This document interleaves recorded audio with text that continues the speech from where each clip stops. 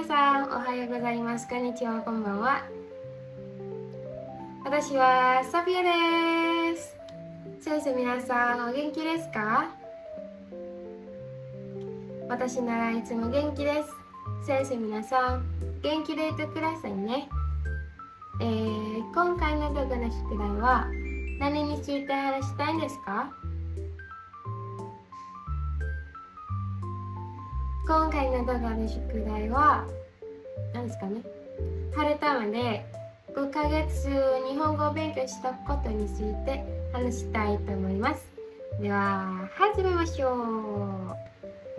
私にとって春たまで日本語を勉強することは一番いい経験でした。私はね、18歳の時春たまに入り、2025年の1月のクラスです。最初はインスタグラムで春たまを知りました。その時部活で一番いいエペカ探しました。エペカ春たま見つけて春たま選びました。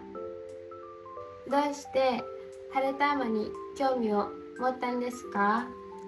インスタグラムで春たまの生徒たちのいろいろな活動を見ることができましたし、楽しい先生と日本語を勉強している雰囲気もあったので春たま選びました。実際はね、春たま入る前に、日本語の興味は全然ないんですが、春たまの生徒たちになることになったので簡単な日本語を勉強し始めて、例えばひらがなやカタカナを勉強し始めました。その後1月の初めに先生や友達と日本語を勉強しました。本当には授業で勉強する予定でしたが、古い場所から新しい場所に引っ越していたので Zoom で勉強しました。家で日本語を勉強している間に授業で持っていく荷物を準備始めました。確か2025年の1月の23日に授業に来ました。オリエンテーションの期間は楽しい時間だと思います。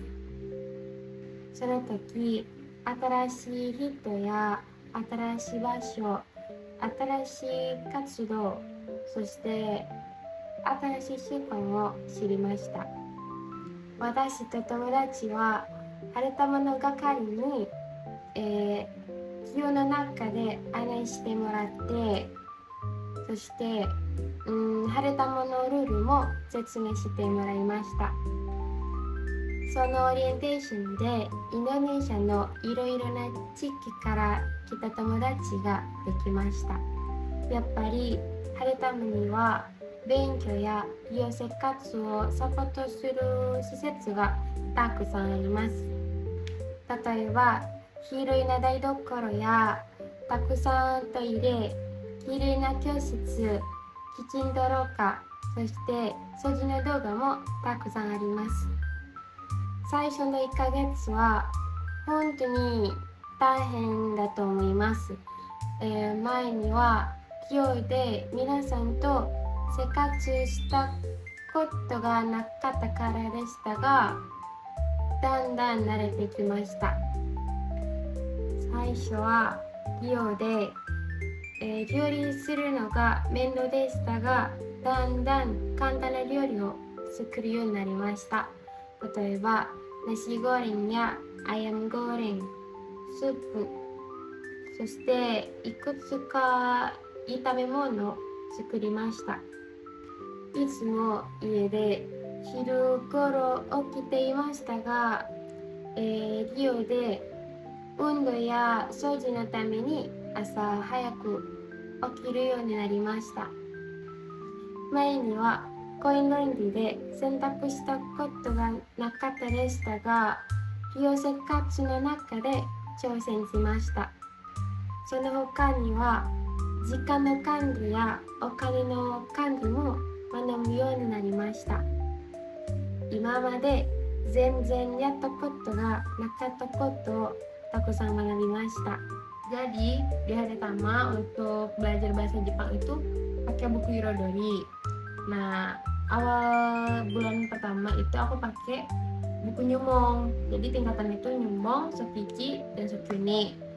1 bulan pertama aku belajar Nyumong. Setelah Nyumong selesai, aku lanjut ke Sokyuichi. Setelah Sokyuichi selesai, lanjut ke Sokyuni.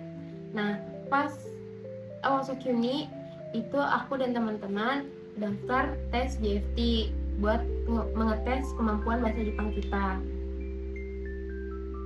Pokoknya pas aku lagi persiapan JFT, aku juga persiapan buat mensetsu pertama. Karena alhamdulillah aku waktu itu dikasih kesempatan buat mensetsu. Jadi aku mensetsunya itu setelah aku JFT. Jadi aku JFT-nya alhamdulillah berhasil, tapi mensetsunya gagal, mensetsunya kaku. Tapi nggak apa-apa sih, itu aku jadiin buat bahan belajar di mensetsu kedepannya lagi. Berarti masih banyak evaluasi yang harus aku ubah, kayak aku kayaknya kurang di situ, aku kurang matang secara jawaban mensetsunya, kurang bervariatif juga jawabannya, terus kayaknya juga kurang senyum dan kurang semangat. Terus setelah aku lulus JFT, aku masuk ke kelas Kaigo, dimana aku belajar tentang pekerjaan aku. Kan aku mau jadi Kaigo shokukan di Jepang. Aku pilih pekerjaan Kaigo kan. Jadi aku belajar Kaigo setelah kelas JFT.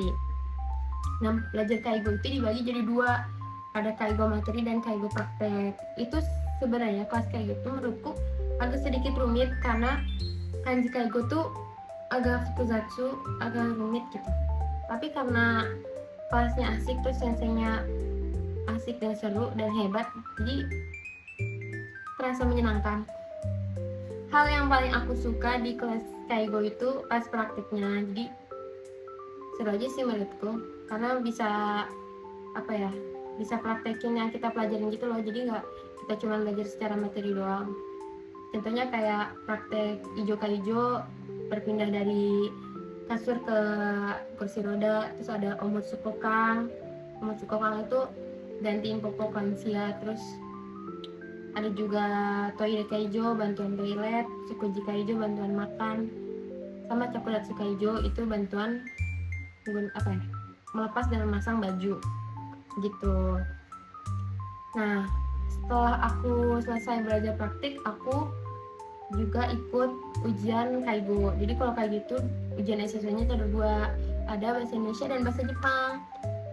Menurutku ujian SSW Kaigo agak lumayan susah di bahasa Indonesia karena butuh pemahaman gitu loh. Walaupun dia sama-sama pakai bahasa Indonesia, cuman kalau kita nggak paham sama materinya itu agak susah.